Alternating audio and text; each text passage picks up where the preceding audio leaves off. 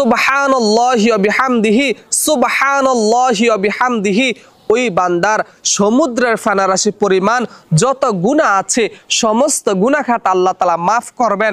এই জীবনে কত সিনেমা দেখছেন, কত নাটক দেখছেন, কত ভাবে কত সময় নষ্ট করেছেন, অবশ্যই এই তাসবিহ সুবহানাল্লাহি ওয়া বিহামদিহি এর আমল কোনোভাবেই মিস করা যাবে না। আরেকটা আমল করবেন, যেই ব্যক্তি ফজর নামাজ এবং পবিত্র জোহর আসর নামাজের পরে এই আমলটা করবে, একটু আপনারা লক্ষ্য করলে দেখবেন যে অভাব অনটন সমস্ত কিছু আল্লাহ তাআলা দূর করবেন। দোয়াটা কি?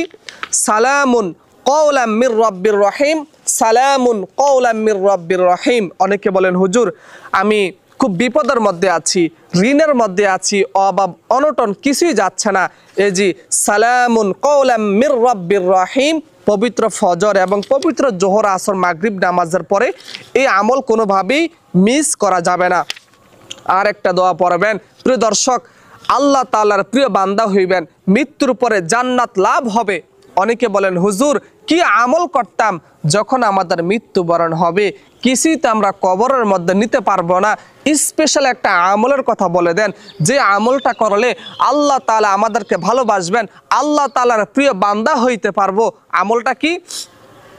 রাদিতু বিল্লাহি রাব্বাও ওয়া বিল ইসলামি দীনাও ওয়া বিমুহাম্মদ সাল্লাল্লাহু আলাইহি ওয়াসাল্লাম নাবিয়্যা ওয়া রাসূলা। আল্লাহর হাবিব বলেন, যেই ব্যক্তি কিনা এই দোয়াটা পড়বে আল্লাহ তাআলা ওই বান্দাকে মৃত্যুর পরে জান্নাতের উঁচু মাকাম দান করবেন। সুবহানাল্লাহ। তারপরে আরো কিছু আমল আছে দর্শক, অবশ্যই রাত্রে বেলায় যখন আপনি পবিত্র এশারের নামাজ পড়বেন, যেটা মূল আমল সেটা আমি একটু বলি।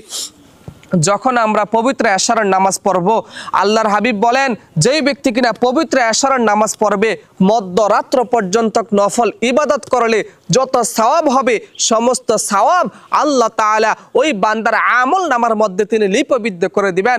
আর যে ব্যক্তি পবিত্র ফজরের নামাজ পড়বে, জামাতের সাথে ফজরের নামাজ পড়বে, আর আমার মা বোনেরা ফজরের নামাজ পড়বে, সারা রাত্র ধরে নফল ইবাদত করলে, তাহাজ্জুদ নামাজ পড়লে, নফল বন্দেগী করলে যত সওয়াব হইতো আল্লাহ তাআলা ওই বান্দার আমল নামার মধ্যে তত সওয়াব দিয়ে দিবেন। তবে তবে তবে এই ফজরের নামাজ মনোযোগের সহিত পড়তে হবে।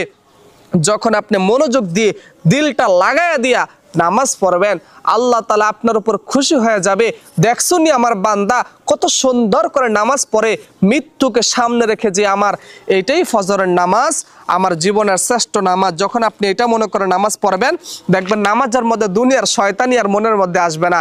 দেখবেন নামাজটা আপনার খুব ধীরস্থিরভাবে পড়লে খুব সুন্দর হবে। এবং আল্লাহর কাছে দোয়া করবেন, দেখবেন আল্লাহ তাআলা আপনার উপরে খুশি হয়ে যাবেন। এবং জীবনে একবার হইল তাহাজ্জুদ নামাজ পড়বেন। জীবনে অনেক গুনাহ করেছেন, অনেক সময় নষ্ট করেছেন, জীবন ধরে শুধু গুনাহ করেছেন, জীবনে যত কিছু করেছেন, মাত্র একবার এই তাহাজ্জুদের নামাজ যদি আপনি পড়তে পারেন আল্লাহ তাআলা আপনার খুব কাছে চলে আসবে। হাদিসের মধ্যে পাওয়া যায় যেই ব্যক্তি কিনা তাহাজ্জুদ নামাজ পড়বে আল্লাহ তাআলা প্রথম আসমানে আইসা বান্দাকে বলেন যে বান্দা তোর কি লাগবে আমার কাছে আমার কাছে বল, তোর কি লাগবে, আমি আল্লাহ তোকে তাই দিয়া দেবো। কি লাগবো আমার কাছে আমি তোকে তাই দিব।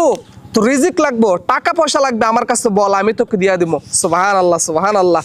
তারপরে আরেকটা আমল করবেন যে হুজুর আমার জিনে ধরে বা বিভিন্ন দুনিয়ার অনিষ্টতা থেকে আমি হেফাজত হওয়ার জন্য কোন আমল করব? সূরাতুল কাফিরুন, সূরাতুল ইখলাস, সূরাতুল ফালাক, সূরাতুল নাস, এই চারটা কুল আপনি পড়বেন। দুনিয়ার কোনো জিন শয়তান, মানব শয়তান কোনো কিছুই আপনার কোনো ক্ষতি করতে পারবে না ইনশাআল্লাহ। তারপরে দুশ্মন, আয় হায় রে, আমার এই দেশের মধ্যে আজকে দুশ্মন বেড়ে গেছে, আমার পাড়া প্রতিবেশী দুশ্মনী করে আমাদেরকে ক্ষতি করার জন্য পিছে লাইগা গেছে। একটা আমল করবেন, লা ইলাহা ইল্লা আনতা সুবহানাকা ইন্নী কুনতু মিনাজ জালিমিন। প্রিয় দর্শক, এই বইটা কিনবেন, হিসনে হাসিন। এই দোয়াটা অত্যন্ত গুরুত্বপূর্ণ একটা কিতাব, অনেক আমলের বই আছে, এটার মধ্যে পড়বেন, অনেক আমল আছে, বিভিন্ন দোয়া আছে, এটা পড়বেন। তারপরে আরেকটা আমল করবেন, আল্লাহর হাবিব বলেন যেই ব্যক্তি কিনা এই দুরূদ শরীফটা পড়বে 80 বছরের সমস্ত গুনাহ খাতা মাফ করবেন, নিষ্পাপ করে দিবেন। দোয়াটা কি? আল্লাহুম্মা সাল্লি আলা মুহাম্মাদিন নাবিয়্যিল উম্মিয়্যি ওয়া আলা আলিহি ওয়া সাল্লিম তাসলিমা। পবিত্র জুমার দিন আসরের নামাজের পরে মুসলার মধ্যে বৈশা মাথাটাকে একটু নিচু করে দিয়া আস্তে আস্তে দুরূদ শরীফটা পড়বেন। আর জাহান্নামকে স্মরণ করবেন, ওই কবরকে একটু স্মরণ করবেন যে কবরের মধ্যে কেউ যাইতে পারবে না। ভাই আমার, ওই জাহান্নামের আগুনের গরম সহ্য করতে পারবেন না। আরে ভাই, দুনিয়ার গরম সহ্য করতে পারেন না, আপনি কেমন মানুষ জাহান্নামের আগুন সহ্য করবেন?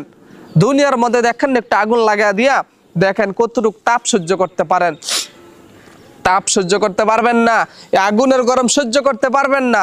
ভাই আমার, দোস্ত বুজুর্গ আমার, জাহান্নামকে ভয় করতে হবে। আল্লাহকে ভয় করেন, আল্লাহকে ভয় করেন, নামাজ পড়েন, ইমানের পথে চলেন, ইসলামের পথে চলেন, আল্লাহ এবং আল্লাহ রাসূলকে ভালোবাসেন। লা ইউমিনু আহাদুকুম হাত্তা আকুনা হাব্বা ইলাইহি মিন ওয়ালিদিহি ওয়া ওয়ালিদিহি ওয়ান নাসি আজমাইন। যেই ব্যক্তি কিনা আল্লাহর হাবিবকে ভালোবাসবে না, ওই ব্যক্তি পরিপূর্ণ ঈমানদার হইতে পারবে না। ওয়ামা আরসালনাকা ইল্লা রাহমাতাল লিল আলামিন। আল্লাহর হাবিব হচ্ছেন সারা জাহানের জন্য রহমত। আরেকটা আমল করবেন, যে আমলটা করলে আল্লাহ তাআলা আপনাকে অনেক সওয়াব দান করবেন। দোয়াটা কি? যে এই দেখেন, ইমানের সাথে মৃত্যু বরণ করার আমল। দেখছেন, আমি জানি না, ভিডিওটা একটু জুম করে দেখতে পারবেন যে ইমানের সাথে মৃত্যু বরণ করার আমল। যে ব্যক্তি ঈমান নিয়ে মৃত্যু বরণ করবে ওই ব্যক্তি কিন্তু এমনি জান্নাতে। দোয়াটা কি? রব্বানা লা তুজিগ কুলুবানা বাদা ইয হাদাইতানা ওয়া হাব লানা মিন লাদুনকা রাহমাতান ইন্নাকা আনতাল ওয়াহ্হাব।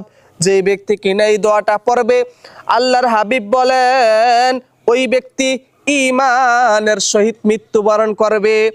আর যেই ব্যক্তি ঈমান নিয়ে মৃত্যুবরণ করবে ওই ব্যক্তি বিনা হিসাবে জান্নাতের মধ্যে চলে যাবে। আরেকটা দোয়া পড়বেন, এই দোয়াটা কি? যে আল্লাহর হাবিবকে স্বপ্নে দেখার আমল। আল্লাহু আকবার। রাসূলুল্লাহ সাল্লাল্লাহু আলাইহি ওয়াসাল্লামকে স্বপ্নে দেখার আমল। একটা ঘটনা বলি। একদিন এক সাহাবী এসে বললেন, জি ইয়া রাসূলুল্লাহ, আমার পিতা অন্ধ, তিনি চোখে দেখে না, কিন্তু তিনার খুব আগ্রহ আপনাকে দেখার জন্য।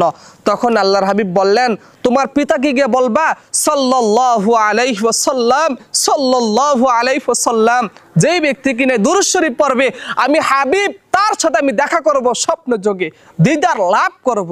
এই জন্য সাল্লাল্লাহু আলাইহি ওয়াসাল্লাম, এই আমলটা, এই দুরূদটা কোনোভাবেই মিস করা যাবে না। তারপরে আরেকটা দোয়া পড়বেন, রব্বানা যালামনা আনফুসানা ওয়া ইল্লাম তাগফির লানা ওয়া তারহামনা লানাকুনান্না মিনাল খাসিরিন। ওই বান্দার যাবতীয় সমস্ত গুনাহ খাতা আল্লাহ তাআলা মাফ করে দিবেন। এই জন্য বেশি বেশি করে ফজরের নামাজ, আসরের নামাজের পরে এই দোয়াটা গুনাহ মাফের জন্য কোনোভাবেই মিস করা যাবে না ইনশাআল্লাহ। প্রিয় দর্শক, আজকে এখানে থাকলো। দোয়া চাই। আসসালামু আলাইকুম ওয়া রাহমাতুল্লাহ।